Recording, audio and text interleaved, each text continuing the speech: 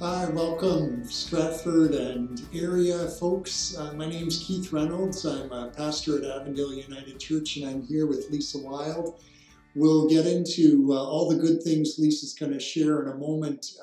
I come on behalf of the Council of Churches. I'm currently the president, and we're wanting to do something this year, as you may have participated in already in the last few weeks, trying to connect with important folks doing great work in the community. And if you don't know them already, then someone like Lisa's here to share a little bit. And without any further ado, I just want to welcome you, Lisa, from the Council of Churches, but also with your important work at the Emily Murphy Center. Can you tell us a little bit about the important work you're doing there? Thank you, Keith. I'd love to talk to you about the Emily Murphy Center. In fact, it's my favorite topic. So the Emily Murphy Center is second stage housing for women and children who've experienced violence in their lives. And we provide a safe and secure building for them to live and reestablish themselves in the community violence-free. That's the goal. We have a 20-unit building.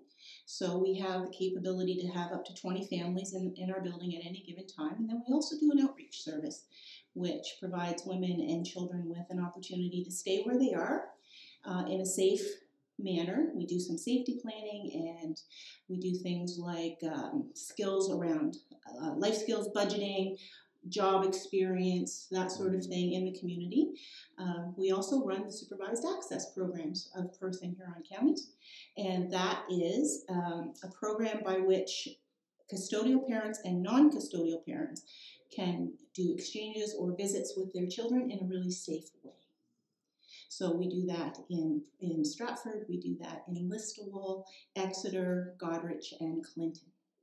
So that's a little bit about what we do. We've been around since about 1989, providing those services. We work very closely with Optimism Place, which is the local women's shelter. We share many of the same clients, as you can imagine. And all of that is an effort to make sure that women and children are safe. That's our primary goal. Well, thank you for not only the work that you do immediately, but the long-term work that you've been a part of, and then sustain it going forward as well. So one of the things we're trying to do as a Council of Churches is reflect together on how we can partner, how we can support, how we can link with important things like the Emily Murphy Center. So what would you recommend as ways for us to connect with you? This way is perfect. I love this. I love the fact that the interfaith community is coming together for a project like this, and that you're talking to the people sort of on the ground that are doing the work. To answer your question, it's really broad. I think the first thing that organizations like ours need is word of mouth. So the more people that know about our services, the better.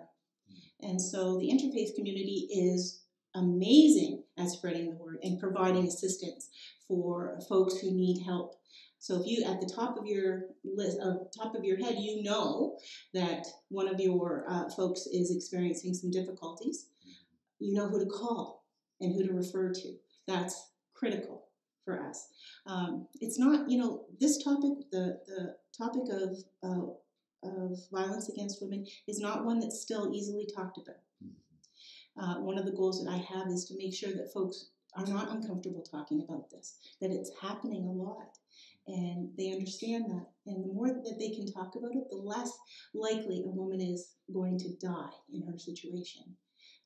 So we have to talk about it. It's not a covert topic any longer.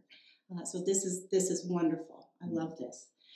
As far as a community, we are always looking for folks to sit on our boards, to do volunteer work. We have many churches who participate in doing things like improving our playground, things that we don't necessarily have the funds to do. So, and they're bringing together labor for that, and they're bringing together funds for that, and it's amazing what can happen when those partnerships happen. So that's fabulous. we are always looking for folks who want to have like guest speakers at their organizations so that we can talk to more and more people. And if you tell your parishioners that, Lisa Wild's available to go and do a talk, I get those phone calls, and then more people know about what we do and how we do it. So word of mouth is really important. And then there's always a really tangible support, right? So we do food drives, we do clothing drives, we do furniture drives, we do monetary drives, just to make sure that our services are always available for the women and children who need us. So I think that's probably the top 3 ways that we can get support. Excellent. And those are all very easy ways to connect. So thank you, and practical, and ones that we can certainly get word out around.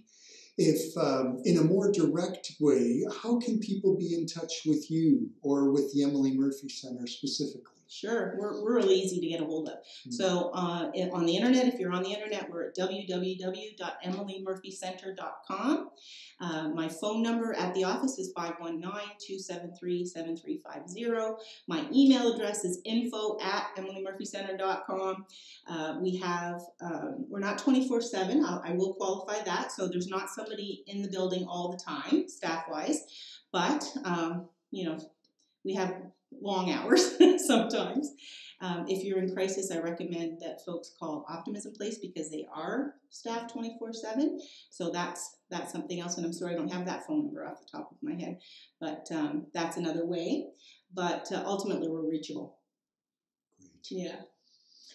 Well, thank you again, Lisa. It's always good spending time with you, and appreciate you helping to get word out about this really significant work. And again, thank you for being such a bright light here in Stratford and the area.